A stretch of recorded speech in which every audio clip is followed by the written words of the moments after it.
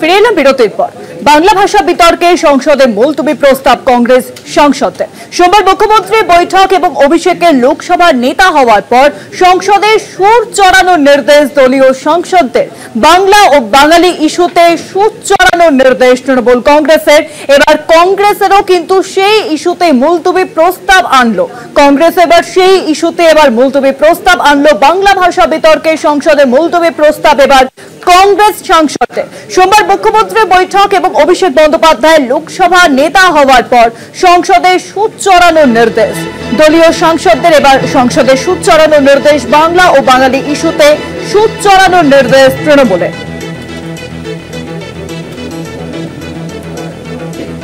আমরা জানি যে যেভাবে দিল্লি পুলিশ একটি নোটিফিকেশন জারি করে যে বাংলা ভাষাকে কার্যত বাংলাদেশি ভাষা বলে আখ্যা দেওয়া হয়, আর সেই ইস্যুতেই এবার সংসদে মুলতবির প্রস্তাব আনা হয়েছে কংগ্রেসের তরফে। সোমবার মুখ্যমন্ত্রীর বৈঠক এবং তৃণমূলের সর্বভারতীয় সাধারণ সম্পাদক অভিষেক বন্দ্যোপাধ্যায় লোকসভার নেতা হওয়ার পর সংসদে সুর চড়ানোর নির্দেশ দলীয় সাংসদদের। বাংলা ও বাঙালি ইস্যুতে সুর চড়ানোর নির্দেশ তৃণমূল কংগ্রেসের, আর এবার কংগ্রেসও সেই ইস্যুতে মুলতবি প্রস্তাব আনলো।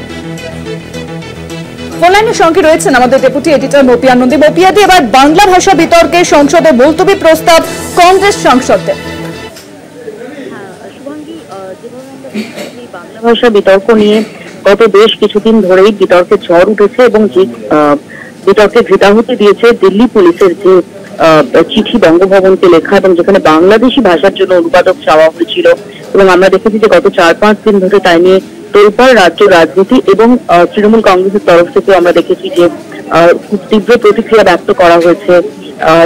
এ রাজ্যে তো বটেই, সংসদের ভেতরে বাইরে যায় নিয়ে তারা সোচ্চার হচ্ছেন। এবং আমরা দেখেছি যে গত সোমবারই মমতা বন্দ্যোপাধ্যায় তিনি যে সাংসদদের নিয়ে যে ভার্চুয়াল বৈঠক করেন, এবং তারপর অভিষেক বন্দ্যোপাধ্যায় তিনি লোকসভার দলনেতা নির্বাচিত মনোনীত হওয়ার পর তিনি নির্দেশ দেন যে এই নিয়ে সংসদের ভেতরে বাইরে সুর চড়া করতে।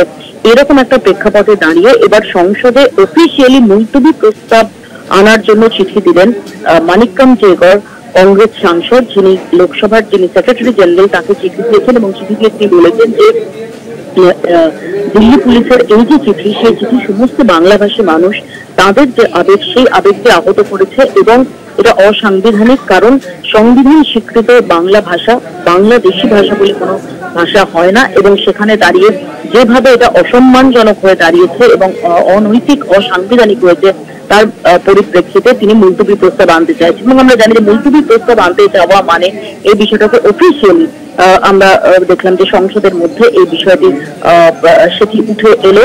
এবং আমরা যদি দেখি যে এর আগে যে বিভিন্ন জায়গায় বিভিন্ন রাজ্যে, বিশেষ করে বিজেপি শাসিত রাজ্যে বাংলা ভাষীদের উপর আক্রমণের যে ঘটনা ঘটেছে, জানিয়ে তৃণমূল কংগ্রেস সরব হয়েছিল। আগে তৃণমূল কংগ্রেসের তরফ থেকে সেই প্রসঙ্গে আলোচনা চাওয়া হয়েছিল সংসদের ভেতরে, কিন্তু সেই প্রস্তাব খারিজ হয়ে যায়। ইতিমধ্যে আমরা যেটা দেখতে পেলাম যে এই বাংলা ভাষা বিতর্কে এবার কংগ্রেস সাংসদের পক্ষ থেকে মুলতবি প্রস্তাব আনতে চেয়ে চিঠি দেওয়া হলো লোকসভার সেক্রেটারি জেনারেলকে। অনেক ধন্যবাদ মপিয়াদি। ফোন লাইনের সঙ্গে ছিলেন আমাদের ডেপুটি এডিটর মপিয়া নন্দী।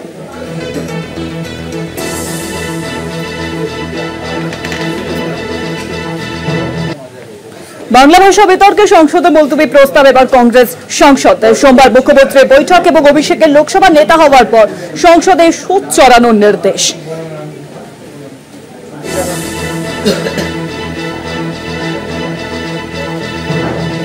নিউজরুমের সঙ্গে রয়েছেন আমাদের বিশেষ প্রতিনিধি দেবজ্যোতি ঘোষ। দেবজ্যোতিটা, আমরা জানি যে বাংলা ভাষা নিয়ে যেভাবে ক্রমাগত একটা আক্রমণ চলছে বিজেপি সরকারের তরফে বারংবার বিজেপি শাসিত রাজ্যে, এবং সেই নিয়ে এবার আমরা জানি যে এবার কিন্তু মুলতবি প্রস্তাব আনা হয়েছে কংগ্রেস সাংসদদের তরফে। কিন্তু অভিষেকের লোকসভার নেতা হওয়ার পরে কিন্তু সংসদে সুর চড়ানোর নির্দেশ এবার কংগ্রেসের। এই নিয়ে তৃণমূলের কি প্রতিক্রিয়া?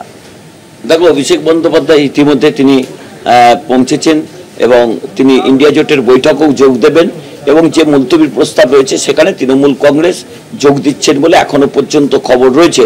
তবে আজকে অভিষেক বন্দ্যোপাধ্যায় দিল্লিতে যাবার পর তৃণমূল কংগ্রেসের রাজ্যসভা লোকসভা সমস্ত সাংসদদের সঙ্গে তিনি সাক্ষাৎ করেন এবং তাদের সঙ্গে বেশ কিছু বিষয়ে কথাবার্তা বলেন।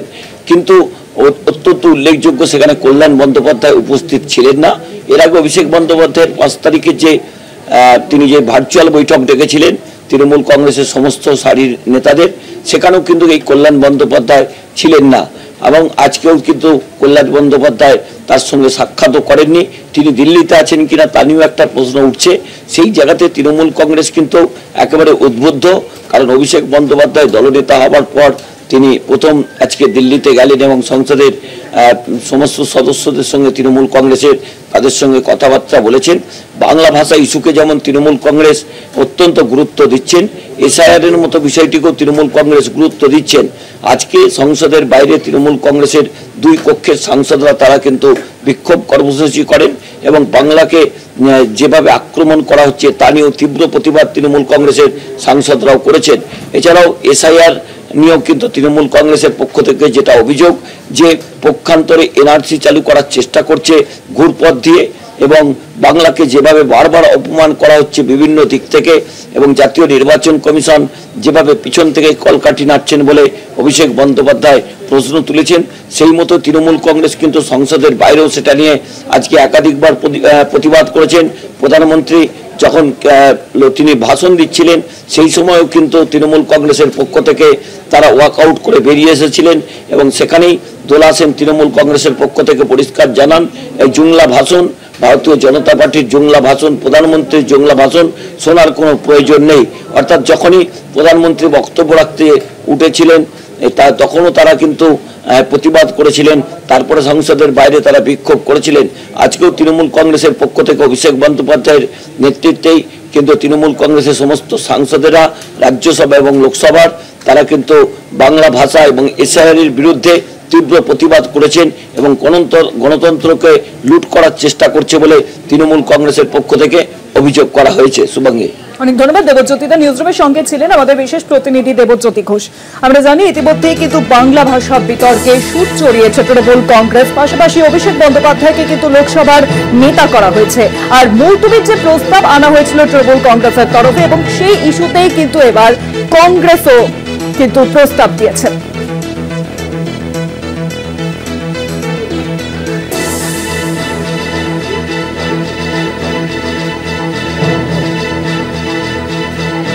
শ্রমিক ভট্টাচার্য কি বলেছেন শোনাবো আপনাদেরকে।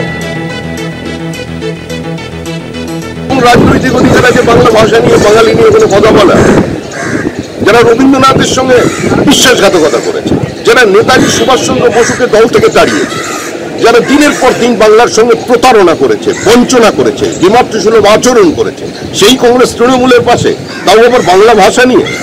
কিন্তু মজার ব্যাপার, আরে সেদিন কংগ্রেসের সমস্ত নেতা 1947 সালের 20 জুন শ্যামাপ্রসাদ মুখার্জির ডাকে সামিল হয়েছিলেন পশ্চিমবঙ্গকে বাঁচানোর জন্য, পশ্চিমবঙ্গ তৈরি করার জন্য।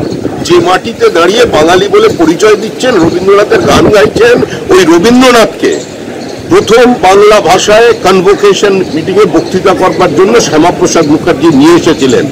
ব্রিটিশ ইন্ডিয়ায় আর কোনো বিশ্ববিদ্যালয় ভারতবর্ষে স্থানীয় ভাষায় কোনোদিন সমাবর্তন অনুষ্ঠান হয়নি, যেটা করেছিলেন শ্যামাপ্রসাদ মুখার্জিকে এসেছিলেন রবীন্দ্রনাথ ঠাকুর। একবার দয়া করে বক্তৃতাটা পড়ুন। আর কংগ্রেসের ইতিহাস বিশ্বাসঘাতকতার ইতিহাস। আর পশ্চিমবঙ্গে হাজার হাজার বিপ্লবীদের সঙ্গে কি ব্যবহার করেছেন, আগা যতীনের ক্ষেত্রে কি করেছিলেন, ক্ষুদিরাম বসু সম্পর্কে কি বলেছিলেন, এ তো কেঁচো করতে গেলে কিন্তু এবার সাপ বেরিয়ে যাবে। তো দয়া করে কংগ্রেস এগুলো না ঢুকলেই ভালো হয়, তবে ভালো। কল্যাণটা তো নেই, দেখছিলাম না ধর্নায়, ওই জায়গায় শূন্যস্থান পূরণ করতে কংগ্রেসীরা চলে এসছে। এ তো মামের ব্যাপার, আমরা কি বলতে পারি, ওদের কখন প্রেম হয় আর কখন বিচ্ছেদ হয় ওরাই জানে। বিজেপির রাজ্য সভাপতি শ্রমিক ভট্টাচার্য কি বলেছেন শোনালেন আপনাদেরকে। আর এবার রাজ্যসভার সদস্য দোলা সেন তিনি ঠিক কি জানিয়েছেন শোনাবো আপনাদেরকে। জিনিস এখন পার্লামেন্ট চলছে, কিন্তু পার্লামেন্টকে মান্যতা না দিয়ে, বিরোধীদের মান্যতা না দিয়ে, মানুষকে মান্যতা না দিয়ে, সংবিধানকে মান্যতা না দিয়ে এরা চালাচ্ছেন। মোদী হয়তো মন্ত্রী হয়, এই জন্য এসআইআর ঘুরিয়ে যেটা এনআরসি সেটা করার চেষ্টা করছেন। যাকে ইচ্ছা নাম বাদ দেবেন। আমাদের স্পষ্ট বক্তব্য, যদি এটা এত ঘুরতে অনুপ্রবেশকারী এবং রবীন্দ্রনাথের দ্বারা করতে থাকে, তাহলে এই ভোটার লিস্টে জিতে তৈরি প্রধানমন্ত্রী হয়েছে, উনি আগে পদত্যাগ করবেন। তারপরে বিহার আর বাংলা আর অ্যাসেম্বলি ইলেকশন আর গোটা দেশের পার্লামেন্ট ইলেকশন হবে নতুন এসআইআর এনআরসি করে। সেই দমটা নেই, সেই দম থাকলে বুঝতাম। 1 বছরে তো নতুন করে কিছু হয়নি। 1 বছর আগে এই গোটা লিচি ছিল, তো তাহলে ওনার প্রধানমন্ত্রিত্বটা আমরা মানবো কেন? আর দ্বিতীয়, বাংলা ভাষাভাষী যারা ডাবল ইঞ্জিন গভর্নমেন্টের জায়গায়, যেখানে যেখানে বিজেপি শাসিত রাজ্যে, সেখানে অত্যন্ত অন্যায় হচ্ছে তাদের প্রতি। তাদেরকে হেনস্থা করা হচ্ছে, তাদের কোথাও পুশব্যাক করা হচ্ছে, কোথাও ডিটেইন করা হচ্ছে, কোথাও অ্যারেস্ট করা হচ্ছে। এই বাংলা ভাষার অসম্মানে আমরা মানবো না। কোথাও কেউ বলছে বাংলা দেশি ভাষা, মানেটা কি? তাহলে কি যারা পাঞ্জাবি বলেন তাদেরকে এবার থেকে পাকিস্তানি ভাষা শুনতে হবে? কারণ পাঞ্জাবি পাকিস্তানেরও কিছু লোক বলে, এটার কোনো মানেই হয় না। আমাদের বাংলা ভাষা সংবিধান স্বীকৃত ভাষা, তার অপমান কোনো কালে বাংলা মানেনি। মমতা বন্দ্যোপাধ্যায়ের নেতৃত্বে ভাষা আন্দোলন, দ্বিতীয় স্বাধীনতা যুদ্ধ হবে, তবু আমরা মানব না। সংসদের ভেতরে বাইরে এই লড়াই চলবে।